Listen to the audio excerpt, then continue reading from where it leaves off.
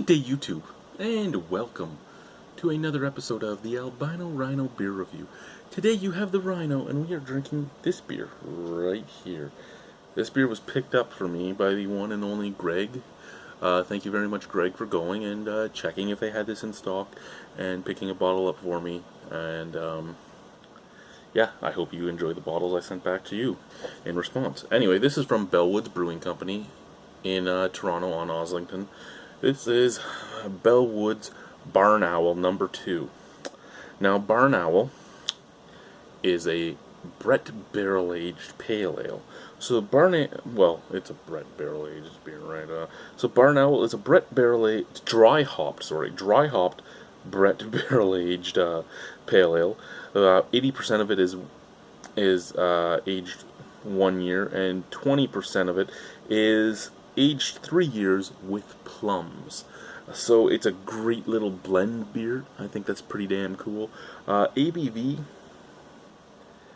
I think that says 9. I cannot make that out at all. Let's see if you guys can. I think that says 9 ABV. Look at that. Can you make that out? I couldn't.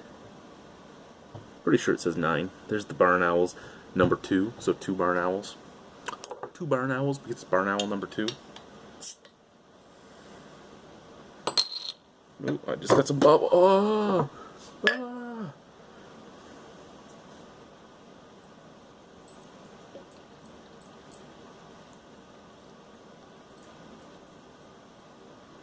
I thought very bad things were going to happen. I saw some bubbles and then I saw some white stuff coming out. And you know, at least all the girls know, you see bubbles and then white stuff coming out, there's a problem, right? Okay, that was uncalled for. It was uncalled for. It was. Sorry, every once in a while I get back to my dirty old self, and then every once in a while I kind of act slightly professional, slightly. Today's the dirty old self day, right? Dirty old self day. Okay, so, nice and hazy, and you know me, I do not find crystal clear beers visually appealing. For me, visually appealing is this, the unfiltered, hazy beer. And that's what I have here, and that makes me excited. Nice white head. The head is fading. It's gotten a little smaller. Is there a snap, crackle, pop to it? Oh yeah, there is. Here it is up close. There's kind of like a brassy hue to that. It's not just yellow, it's kind of brassy. There's the head, dissipating as we speak. It's a beautiful looking beer. It's especially a beautiful looking beer in this Osthaus Feku. You know what? They do make Teku. Is it Tekus or Grand Service? I think it might actually be just Grand Service goblets that they do at Bellwoods. The problem with the Bellwoods fancy glasses for me is that they just put a whole bunch of the Bellwoods bells all over it. Like, all over it. So, like, most of the... It's a lot like, if you remember me drinking from the Beyond the Pale Teku. It's a lot like that, where a lot of the glass is taken up by the insignia. And I just don't like that. I like to see my stuff. I like to be able to turn it and just have it gone. Smell.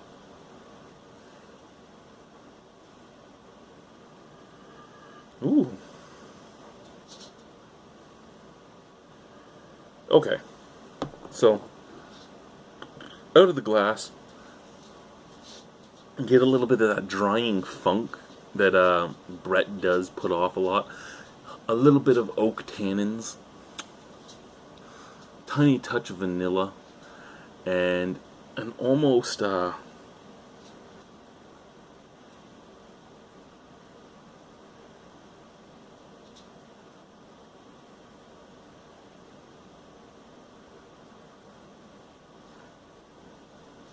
I can't pinpoint that hop. It's kind of I'm kind of getting a bit of pininess with a bit of citrus, but mixed with the funk, mixed with the barrel, mixed with the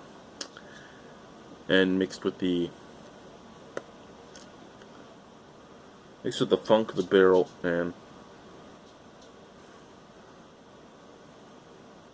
just a overt sweetness. I can't really pinpoint what it is. Now, out of the bottle, Out of the bottle, I get the plums. Out of the bottle, I get almost a date smell, which is amazing.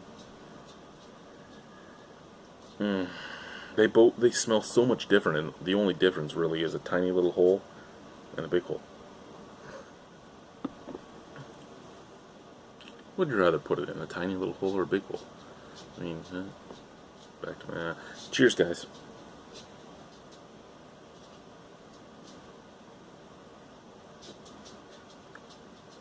Oh my god.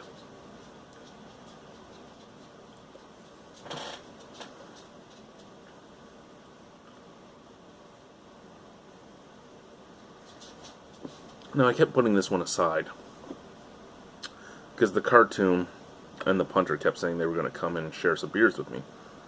So I kept putting this one aside for the last 3 weeks. And for the last 3 weeks, they've stood me up each time. So tonight I said, fuck them, I'm going to drink it. And you know what? I'm glad I didn't share. Because I fucking love this fucking beer. I fucking love this. You know what this is? This is exactly the type of thing I like. You took two beers that were basically the same, but with slight differences. You aged them for a long time in barrels. And then you blended them together to take away whatever was dissatisfying with each of them.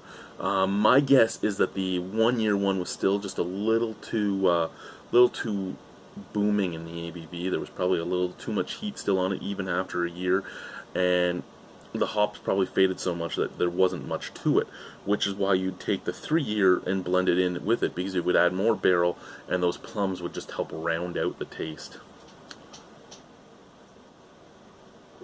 Because basically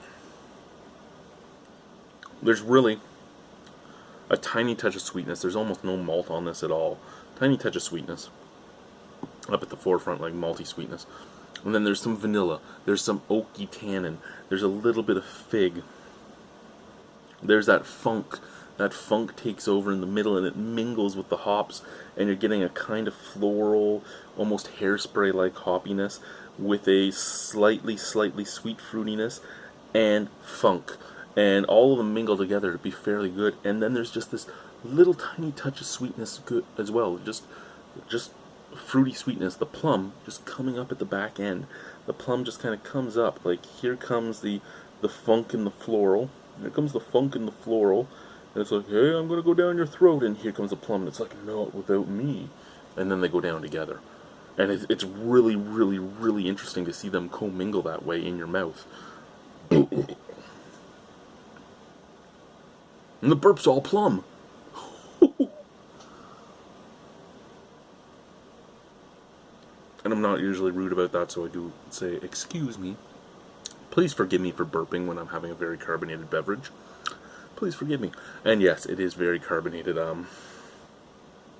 I would almost have to anticipate that this was force carbonated after the fact, because after being in a barrel for 3 years and 1 year, there should have been really no carbonation at all. Maybe a little too much force carbonation, but, I mean, we did talk about this on BDU a few weeks ago, that IPAs, pale ales, anything like that with no carbonation just seems wrong, and you need that effervescence to help make the flavors dance across the tongue.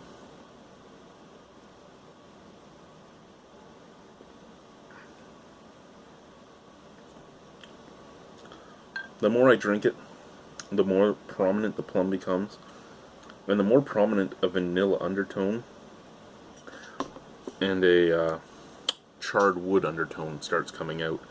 And I think that makes me like it even more, because I love me some barrel-aged beers, especially if they're well-made barrel-aged beers.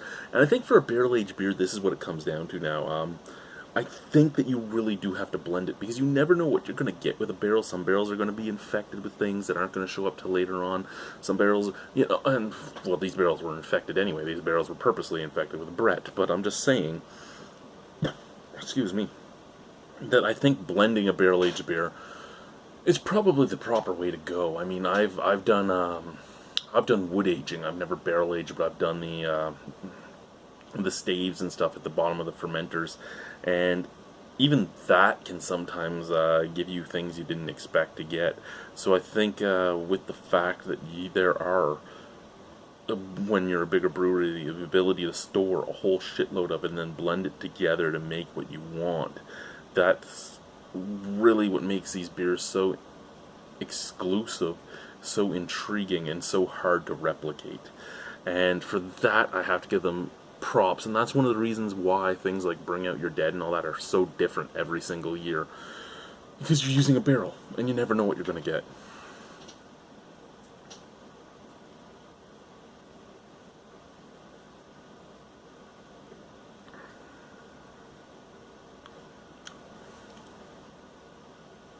I'm surprised that the funk isn't more apparent, though. It's not like horse blanket funk or anything.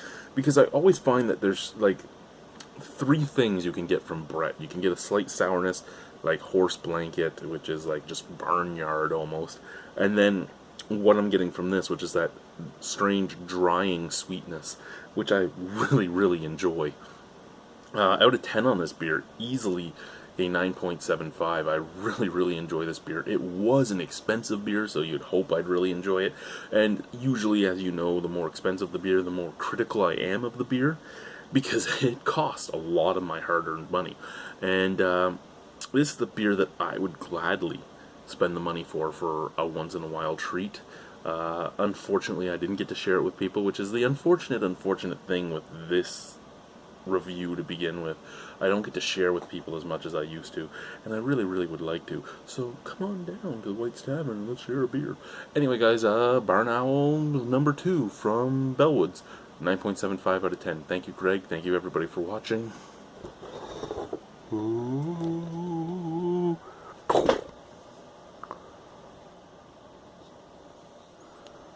Bye.